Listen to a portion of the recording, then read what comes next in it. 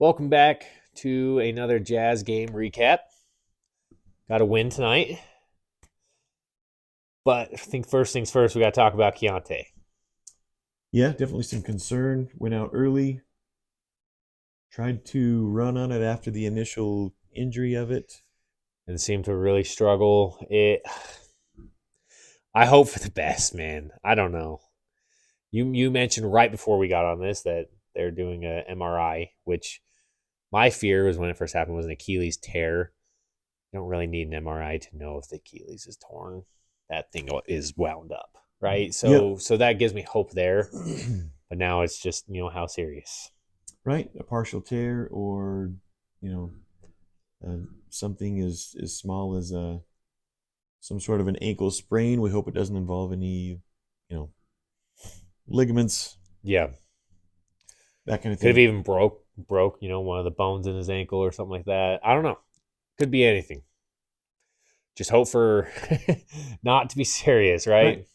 right. Don't want anything to for him to be out too long, just because his progress has been going quite well, and Yeah, don't want to take away his springiness and exactly. everything. But hope for the best there for sure. That was kind of alarming, and would have been great to see him out there with some of our veteran players coming back. Because man, I forgot how good Larry Martin it, is. it felt like a long Oh my. stretch in the desert, man. We were like, I don't think we are very good at all. But then, like, oh yeah, we do have some Oh players. yeah, we got this guy. His name's Larry Markin, and he's pretty freaking good. Yeah, and he only was they limited his minutes tonight, right? Some Yep.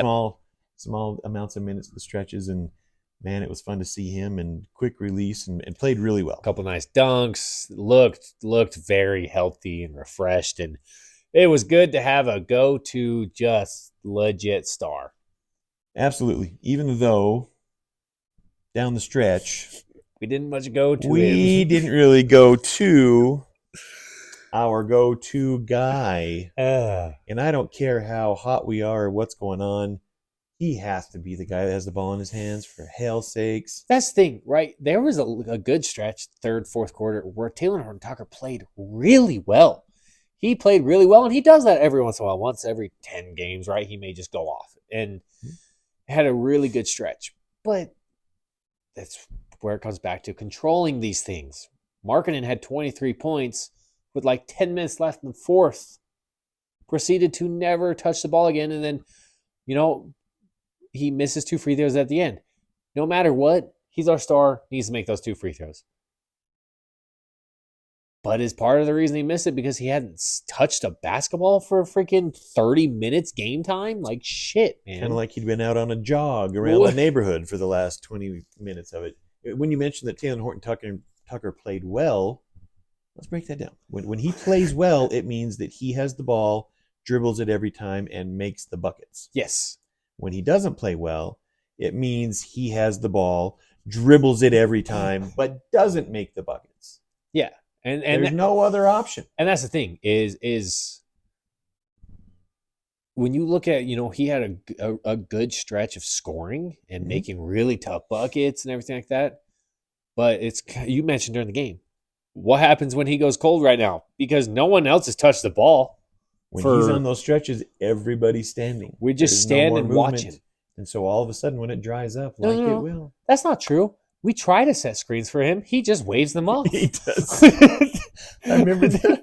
I can't remember where it is. We should have gone back and watched It video. was like a minute left. It was close to the end of the We game. run two screens at him, and he blazes dribbles before they can even get to him. It's like, oh man. So he made some buckets tonight, and when it dried up, you saw what did it say, over the last 6 minutes or something like that? Because there was some time left, and it said So there was for 5 minutes. five. It had been a 5 minute and 8 second stretch where they went on like a 21-8 run. There was like a minute left in the game, maybe at Yeah, that point. And weirdly enough, I know you guys are gonna be surprised. That 5 minute and 8 second stretch was also when we subbed out Chris Dunn and Ochai Agbaji. And now I understood something out Agbaji when we did. He had probably his worst offensive shooting night I've ever seen him have. right. In a Jazz uniform, probably his worst shooting night.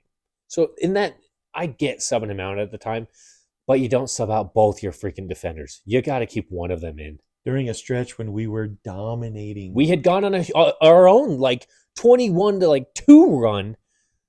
And in that stretch, we had Chris Dunn, Ochai Agbaji, and Taylor Hendricks. And then Kessler came in for parts of that.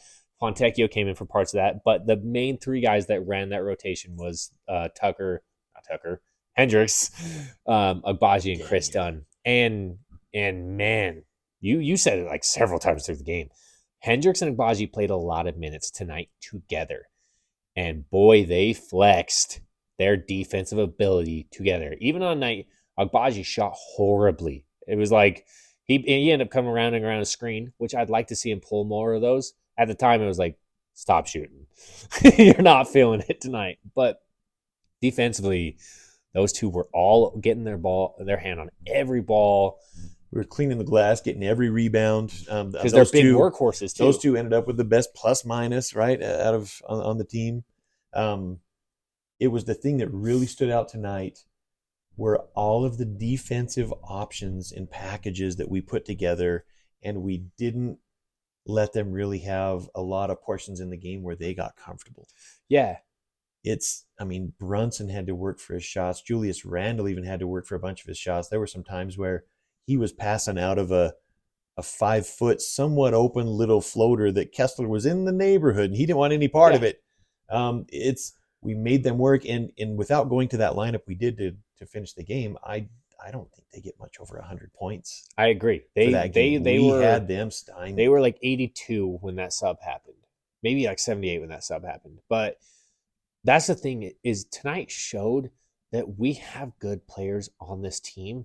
A lot of our problems have been kind of rotation, some health as well, for sure. Right. Some health, 100%. You've missed Larry Markkinen for weeks. You missed Kessler for a good chunk of time. Now we're missing Collins, and so some health that goes into it. But tonight we finally ran rotations. Okay, we had Taylor Hendricks and Agbaji and Chris Dunn, and then subbed out Agbaji, subbed in Markkinen, slid Markkinen to 3, and ran Walker Kessler, Markkinen, and Taylor Hendricks together.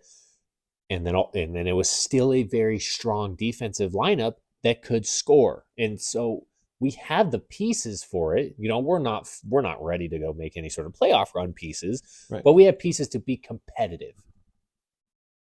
We just need to run the right rotations. Very true. And like you said, once we get back healthy, I would like to see the Taylor Hendricks, Markkinen, and Kessler pieces with not as much zone. Agreed. We ran like 4 different versions of zone tonight.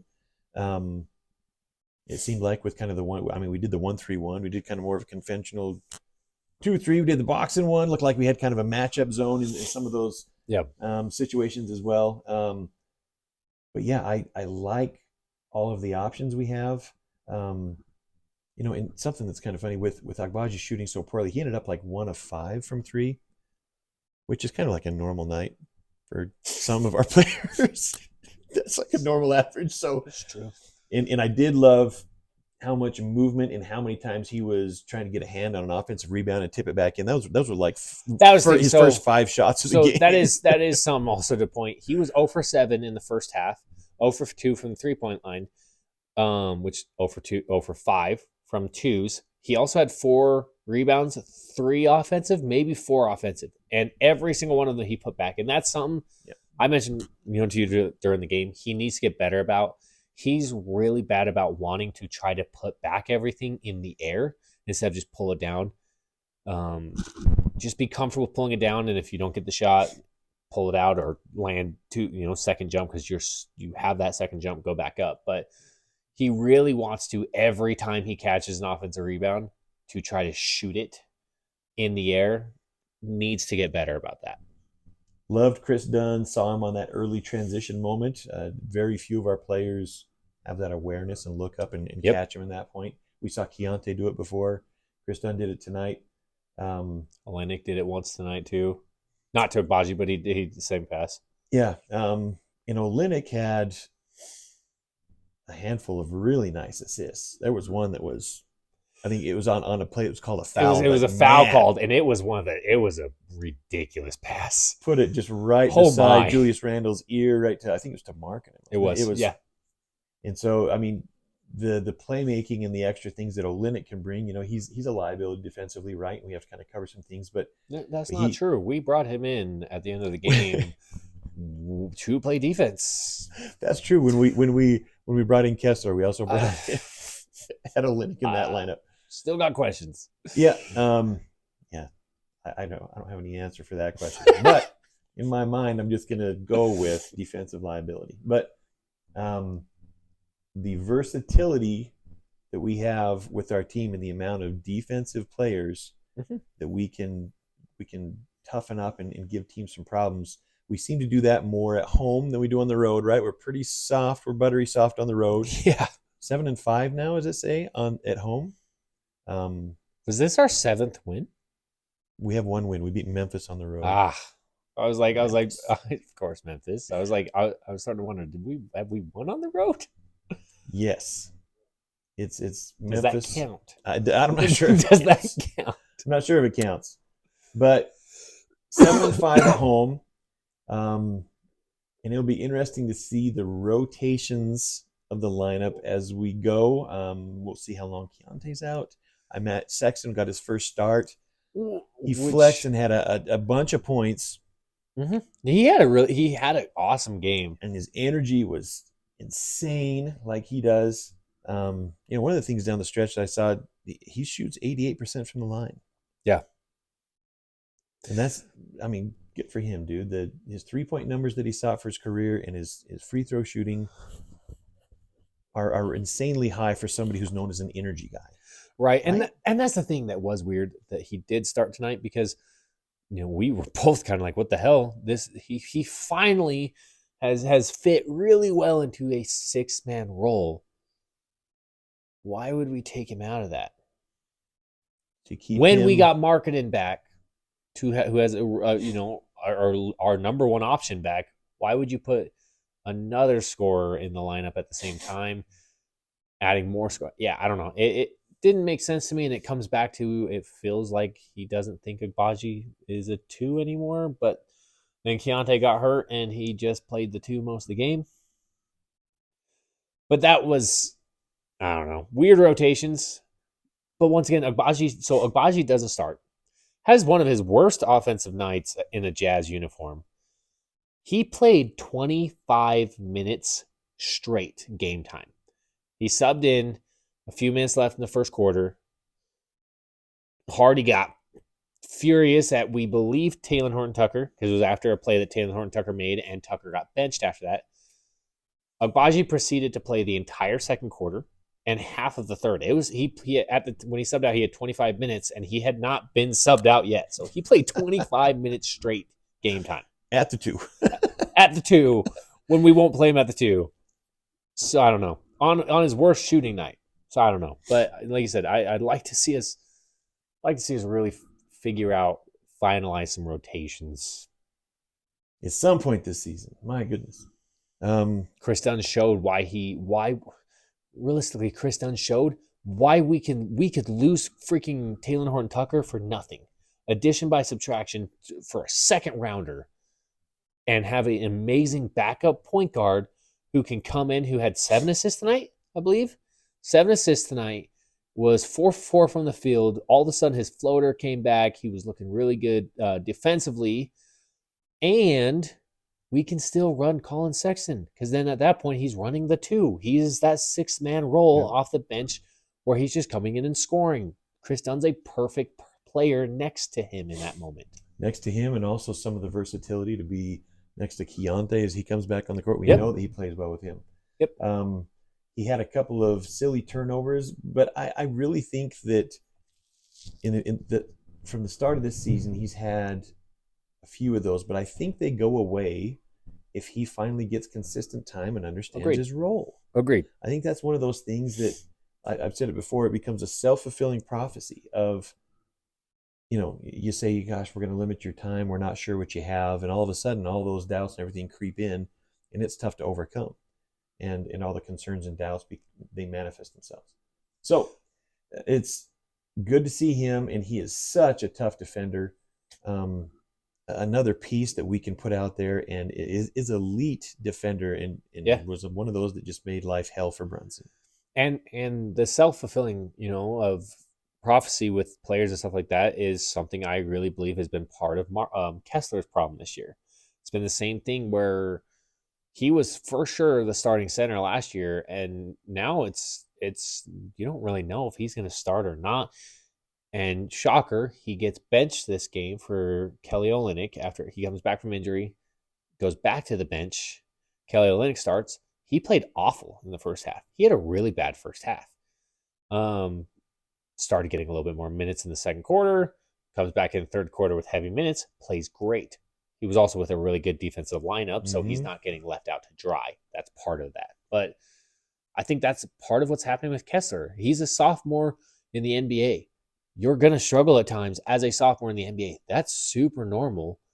Let them go through those struggles and grow. That's what this season's about. Someone at my work was like, hopefully we can finally win a freaking game tonight. And it's like, you guys, if you're looking for wins right now, you're looking for the wrong things this season. That's not what this season's about. This season's about development. We just have to be willing to play those players that we need to develop. With the correct players around them. Yeah, I mean, you're exactly right. I saw somebody commenting about we never should have traded Mike Conley. We'd be better off. It's true. We would have won more games since the trade deadline last year if we hadn't traded 100%. Conley. But that doesn't work towards our goal, does it? If you're all about wanting to win more games, let's go back and undo the Donovan Mitchell and Rudy Gobert trade. We still would have been winning more games, right? But if the whole point is to rebuild and go towards a championship contender, then we have to move players like that because he was an asset and we got future assets out of it. I think that the way that Quinn Snyder used to kind of play Rudy ball, where they would funnel everything towards Gobert, is not a conducive style for Kessler. Yeah. I think that he plays really well when he has other players around him that he knows that he can rely on. That's good, defensive support structure, and it's not him just trying to overly aggressively try and block everything, getting caught on the backside for tip-ins and all that stuff, which seems to happen. It's why he looks a lot better when him and Agbaji play good minutes together, because you can tell they have an understanding on the defensive side of the court. They had a mishap tonight on the defensive side, and that's rare. It is rare that those two fumble defensively when they're together. It's why also tonight, all of a sudden, he looked like the old Kessler when he was playing a lot of minutes with Taylor Hendricks. That's not a coincidence that happened at the same time. Yep. And I mean, one play that sticks out is in the shot clock. He gets out there one-on-one in space with Julius Randle, all-star last year, right? And Randle wanted nothing to do with it. Pump fake. Okay, I'll just go to the other side of the court. It was quite disciplined, nice. So I think that kind of a style, and that's why I think that Kessler fits a lot better with a Taylor Hendricks than he does a Kelly Olynyk. Yeah. Kelly Olynyk's guys are always going to get funneled to him, and Kessler's going to be expected to try and bail him out. For as many things that Olynyk does on the offensive side, it's not as good of a fit. Which could be why part of the struggles him and Collins have had this year are that Collins has struggled defensively in our zone. Mm-hmm. And in these screen situations. Really. Yeah, he defensively has struggled this year. And so then Kessler is back in that situation where it's just what you talked about. And so I do think part of Collins' improvement needs to be there.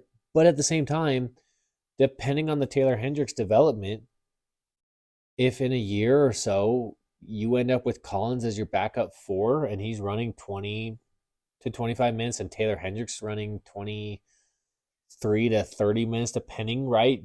If that development continues, that's a hell of a backup 4/5. I'm okay with paying him. And at that point, you're probably able to sign him to a smaller contract. Yeah, if that works out that way. I mean, right now, you look at what's good backup salary money per year. I mean, the 17 to 21 range is pretty consistently strong backup pay. I mean, that's what Sexton's on 17. I mean, Clarkson, who's really a backup, is 25 this year, for goodness sakes, or is it 23 in there? But it drops to like 15. Yeah, it goes to 14 next year. Yeah. And that's why they structured that. that way. So it's, I mean, by the time we get 2-3 years down the road, and as the salary cap grows, each year, and that's something that could be in backup salary range. It could be a seamless transition as Collins gets older and Taylor Hendricks becomes the ninth pick of the draft that we took. Yep. That kind of seamlessly happens. Now, is that something that happens? That's going to depend on the players themselves and the willingness to do that. We don't know yet. The one play that sticks out in my mind with Hendricks tonight, that open court block is R.J. Barrett. Oh, my. Who is a monster on his left hand. Yes. Goes and tries to slam it down. And as we saw Taylor Hendricks do several times last year in college, cleanly smacks that ball out of there at the rim. I mean, clean. It was powerful that R.J. Barrett came in and Hendricks held strong. Yeah. That was a ridiculous block. Yeah, that's the signs are there, man. It's fun. His 3-point shot is really flat, like more than I remember it last year. I think that needs to get just a little bit of arc on there. Add a little bit when more. The apex of his shot maxes at 10 foot 1 inch. Anyways, cracks me up. He's still kind of not quite getting fully into a shot. That happens a lot of times with the rooks, so I expect that to go up once he gets farther into the season. But when do we get to the part of the season where we say, all right, he doesn't really need to go back to G League anymore? When we trade Kelly Olynyk. For real though, is depending on injuries though. We've been pretty high on injuries. I think at this point he might not go back strictly because our injuries keep happening. It may be a point where he just kind of seamlessly is like, all right, you're playing 20 minutes a game. Yeah, and if he gets 20 minutes a game, he should stay with the team fully. I agree. That was my concern in this game. He didn't sub in the first quarter. Right. And it's like, and we had already played 10 guys. And it's just like, what the freak is Taylor Hendricks even doing on the roster right now if we're not even going to play him? Let him go back to the G League. And then he comes in the second quarter and plays with Agbaji the entire second quarter. They both played the entire second quarter. How many minutes did Hendricks end up getting? I think he got right around 20. It seemed like it was. Oh, I got it pulled up right on first little screen here. Yeah, he ended up with 20 minutes and 17 seconds. I mean, if you're going to be specific, dude. But him and Agbaji ended up with over 30. Played a lot of minutes together, and man, they look good. That's why. We had a plus 25 for Taylor Hendricks and a plus 18 for Agbaji on a night that neither of them really shot that well.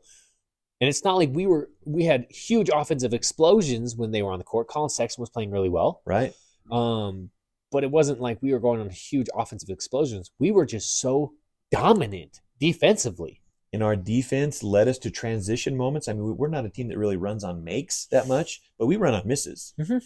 And so our defense and our rebounding, and we were able to get up the court and get some mismatches. I mean, it just snowballed. That was fun to watch. And that's why when Hendricks was in college last year, I was just like, man, this guy would fit with us dang good. This is the first game I have been able to confidently say, like, we looked dominant defensively. First game in Will Hardy's entire career as a head coach, I've been able to be like, man, we look dominant defensively for long stretches. And then we tried to help the next win. Down the stretch. It looked like Hardy had money in Vegas. Dude. The lineup that he That's like we were joking, like, keep bench Taylor Horton-Tucker. Dude doesn't come back in for a long time. And it was like Will Hardy had, like, or Danny Ainge had, like, texted him and, like, looked up at him like, you got to play that guy until we can trade him. Ainge looking over at Hardy just be like, put him back on the court so we can trade him.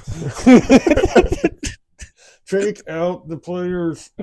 Yeah, it was interesting. And it's like, okay, you make those subs because those are the guys who have been hot this game. Fine. At some point in that 5-minute stretch, maybe you go, not the best idea. Let's put the defenders back in and just put the ball in Markkanen's hand. Maybe let our star touch the ball at the end of the freaking game. He rode it all the way to the end. That was and we're to the point where we don't care that much about the wins and losses, right? Yeah. So it's not like something weird, but it was odd. it's at times comical to watch Taylor Horton-Tucker. It really is. I was laughing at this game. There was straight up 8 seconds. He was on defense, and a simple cut happens, and it's 8 seconds of him just kind of like in the middle of the key, just like, what is that with freaking John Travolta when he's like, Are you talking like Pulp Fiction? yeah, dude. Yeah. So the thing that cracks me up is how many times like he'll go driving crazy into the middle of the court and bang into this person, the ball fumbles here, and kind of grabs it, and then kicks it out to a teammate who then makes it and he gets the assist on the play. You know what it reminds me of? So like in football, somebody receiving a punt. Mm-hmm. And, the punt coverage is all perfect and they're in their lanes, but all of a sudden, they muff receiving the punt and it fumbles all around and kind of gets it last second. And because of that chaos, the defense gets out of shape and all of a sudden there's a lane and he goes off and makes a big return. And it's kind of some weird moment. It reminds me of that a lot of times. That's fair. When he'll end up getting an assist out of the play where it's just chaos, non-basketball looking motions, and then kicks it out to a teammate. And that's why really there's a lot of time in like Tucker's big games. You can't look at his box score. You can't just look at his box score and be like, oh, look, he went 7 for 14 tonight and had 15 points or whatever and 4 or 5 assists or whatever. Watch the game. Yes, he had a stretch of like 4 possessions that he scored on in a row. Really tough baskets. There's no denying. Incredible. Yeah. But then he gets a couple assists of that exact thing where he's literally fumbling, running into everyone, kind of loses the ball. Everyone's scrambling. He picks the ball up and he's like, oh, hey, look. And it ends up with an open shot because of just the chaos. That's not sustainable. That's not something that's actually helping the team. It's just you got lucky a couple times. I mean, a physically impactful player. There's no question that has some traits that just are unique and difficult to track in basketball ways. I don't know how else to say it, man. And also last year I was very impressed with him defensively. He is might be the worst defender on our team. And it's listen, there's a difference between being worst defender and not trying. Okay. We have a not trier. But he will get a couple steals a game, but it's because he lunges for everything. I'm puzzled by that. That's he will reach and lunge towards the ball. So a lot of times it looks bad and the guy spins around him or crosses him over and he gets beat and he's 10 miles behind his guy and he gets scored on. But every once in a while he gets a steal and gets a fast break dunk and it's hurrah and we're all excited and super pumped up about this awesome offensive play. And forget about the last 10 possessions that he got beat on because he tried to reach for it and got, every once in a while, the old saying, the blind squirrel finds a nut, it's what it is. He reaches every single play. He jumps every single lane, has had no discipline in that on the defensive side. So, yeah, he's going to get a steal or two a game, but he's also going to allow 30 points. He gets blown by a lot. And he's known as having such, this long wingspan, long arms. So maybe that's him trying to leverage that. But look at the difference between how he plays and how Chris Dunn plays defensively. Dunn also reaches in a lot, but he doesn't do it in a way that gets his feet way out of position and lets them blow by him. Yep. It's a situation where he kind of hedges them off as they're going in a certain direction and reaches in and is much more successful and does it without putting himself in a defensive, liability, you would say. A lot of the times he's positioned physically in the right spot to where he takes a blow and then slaps the ball away. Yeah. So if he doesn't get the ball loose, he's still receiving that blow and is physically connected to the offensive player. So they can't just then get a wide open layup off of it. So that's the way of two different players approaching the same basketball play, right? Mm-hmm. And Dunn is known as an elite defender, whereas Horton-Tucker seems to be going backwards from last year. Man, I hope that Dunn can get some of this play validated with some playing time because I think that, we even made the case at the start of the year that Dunn could possibly be the starter for this team. We didn't realize that Keyonte would come on so quick. Yeah.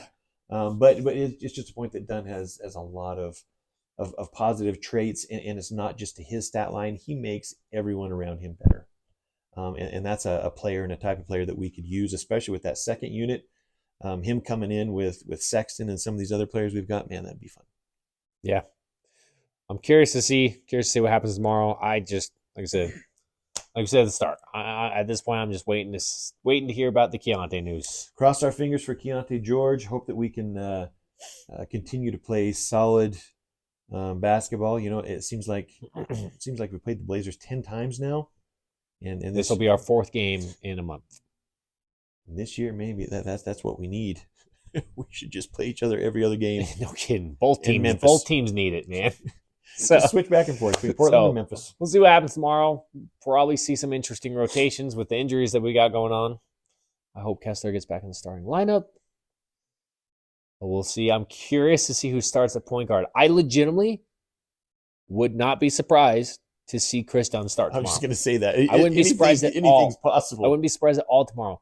I also wouldn't be surprised to see Agbaji start at the 2 and Colin Sexton start at the 1. I just don't know what to expect. My guess is that we start Chris Dunn after the night he had tonight, and we needing a point guard.